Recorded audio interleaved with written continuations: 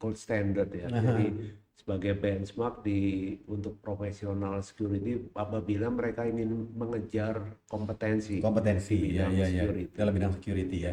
Security yang jadi benar-benar bidang yang cocok untuk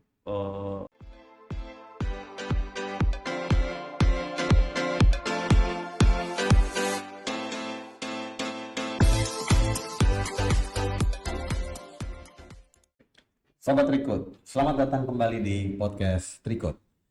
Kali ini topik yang akan kita bahas adalah mengenai teknologi dalam dunia security.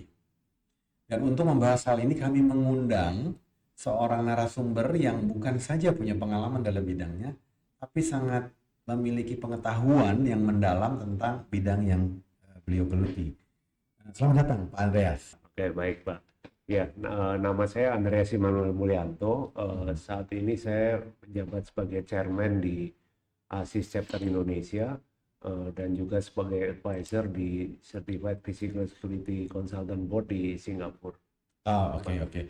Bapak bilang tentang ASIS, boleh cerita sedikit siapa sih ASIS Pak? Jadi para pemirsa Sobat Trikut tuh tahu gitu siapa ASIS. Oke. ASIS International itu adalah sebuah asosiasi untuk security professional yang berkantor pusat di Atlanta. Ini sudah ada sejak tahun 70-an ya.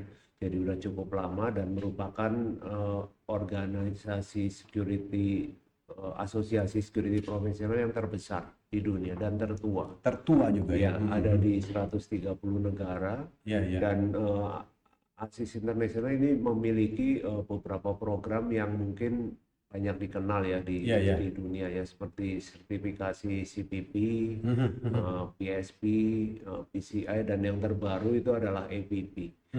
Jadi sertifikasi ASIS ini memang menjadi istilahnya sebagai gold standard ya. Jadi sebagai benchmark untuk profesional security apabila mereka ingin mengejar kompetensi dalam bidang security ya.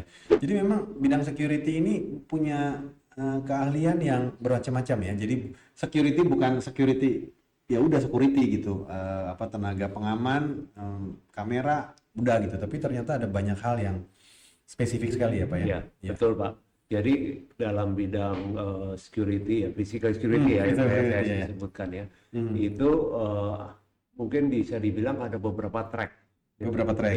Jadi track pertama itu adalah untuk security management. Itu sertifikasinya kalau di ASIS itu dikenal sebagai CPP ya, Certified Protection Professional. Ini adalah sertifikasi paling tua di dunia ya, sejak tahun 70-an. Lalu yang versi lebih juniornya yang baru keluar sekitar tahun 2020-an itu adalah APP, Associate Protection Professional. Itu requirement untuk pengalamannya jauh lebih singkat Pak. Kalau misalnya di CPP sekitar 7 tahun, ini cukup 1 tahun saja.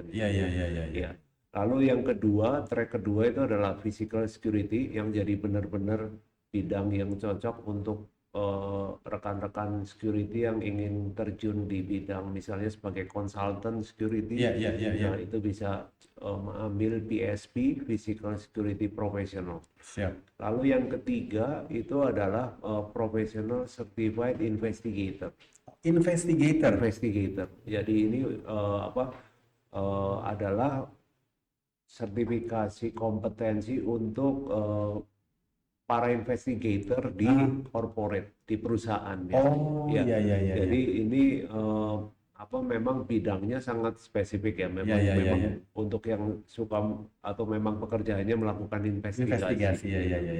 Nah, itu topiknya panjang itu Sobat Trikut. Tapi spesifik kita baca bicara internasional ya. Jadi Pak Andreas ini terekspos secara internasional karena sertifikasinya internasional. Jadi Pak Andreas tahu situasi internasional lah kira-kira. Boleh sedikit cerita nggak Pak situasi security internasional? Bisa. Ya, perang itu misalnya perang antara Israel dengan Hamas akhir-akhir ini juga mulai melibatkan pihak-pihak lain juga kan. Jadi Libanon sudah mulai masuk. Lalu ada Iran misalnya juga mulai masuk, dan kalau beberapa hari yang lalu kita dengar Presiden Helikopter ya. Iran ya jatuh ya. Nah ini kita nggak tahu nanti Seperti apa perkembangannya perkembangannya, seperti ya. apa. Nah, Ya. kalau begitu Pak, bagaimana itu berdampak pada situasi keamanan di Indonesia sekarang? Itu kan Oke. global ya. Ya, karena kita hidup di dua dunia yang saling terkoneksi, Pak Renat. Ya, ya. Apa yang terjadi di dunia internasional itu akan terdampak juga di Indonesia, termasuk dalam kondisi keamanan ya. Ya, Karena ya. mungkin ada beberapa pendapat, mungkin ada beberapa opini yang sangat kuat yang ada di luar yang juga di-share oleh saudara-saudara kita di Indonesia, gitu Ya, ya. ya, ya, ya. Dan itu akibatnya akan menimbulkan juga dampak yang mungkin kita bisa antisipasi, gitu ya. Oh, Ya, iya, termasuk iya. Dalam hal ini di bidang keamanan. Bidang keamanan ya. Ya. Jadi terhadap situasi itu kita mesti antisipasi, dan kira-kira apa yang reaksi umum yang biasanya diberikan ya Pak? Oke. Andreas? Jadi kalau kita lihat nih Pak Ya, Renner ya, ya, ini ya. sekarang saya mulai zoom in ke keamanan ya Pak Keamanan Renner ya, ya. ya, ya. Memang dunia keamanan itu bukan istilahnya bukan rocket science ya. Ya, Jadi ya, ya. itu mungkin sangat praktikal juga, tapi bukan berarti tanpa tanpa pendekatan metodologis gitu ya. Oh, Saya oke. beri contoh ya. Misalnya Ya, nih ya, ya. ada kasus pencurian ya di Ya. perusahaan kita atau di rumah kita gitu. Biasanya reaksi umum ya yang saya sering lihat Ya, itu ya, di ya. masyarakat kita dan juga di luar negeri loh Pak. Ya, ya. Itu adalah pasang CCTV aja. Iya, iya, iya, Pasang iya. CCTV aja.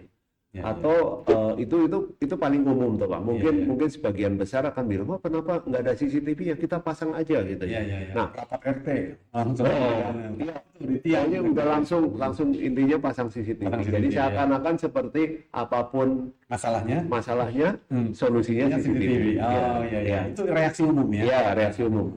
Kalau yang agak lebih advance sedikit, Pak Renner, itu iya, iya. mungkin akses kontrolnya nggak ada, berarti perlu pasang akses kontrol misalnya. Nah, ini biasanya yang agak mendingan. Mendingan. Artinya pasang gerbang Pak ya. Enggak, bisa gerbang atau bisa juga dengan ini misalnya untuk masuk ke lokasi kompleks atau lokasi kantor itu harus ada sistemnya dulu, misalnya harus ada identifikasinya dulu, Iya, terus iya. apakah dia boleh masuk atau tidak ke kompleks atau Iya, ke kantor, didaftarkan dulu, nah itu baru setelah itu boleh masuk. Nah itu Iya. kan namanya istilahnya akses control system, Oh, oke. Renner, Iya, ya. iya. Nah, atau ada juga yang pendekatannya agak beda. Oh, mungkin kita kurang orang. Jadi kita tambah orangnya, oke, mungkin iya, guardnya ditambah, Iya, iya. satpamnya ditambah Iya, gitu iya, ya. iya, iya. Itu bisa.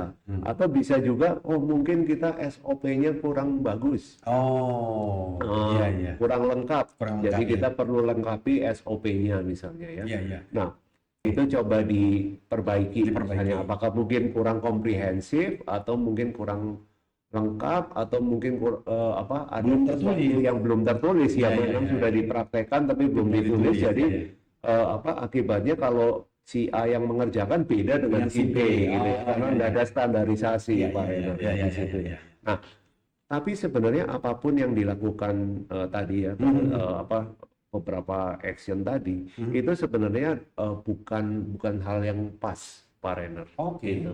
Iya. Oke, iya, iya. Ya. Kenapa bukan hal yang pas? Karena itu seperti kita istilahnya tuh jumping to conclusion. Ya, jadi kita udah loncat ke kesimpulan akhir, gitu ya. Ada masalah pencurian, langsung masalahnya pasang CCTV. Ada pencurian lagi, akses kontrol gitu. Itu sebenarnya adalah pendekatan yang kurang tepat. Iya. Oke. Dan sebenarnya yang kita harus lakukan ya, Pak Renner, itu kita harus memahami masalahnya sebenarnya apa.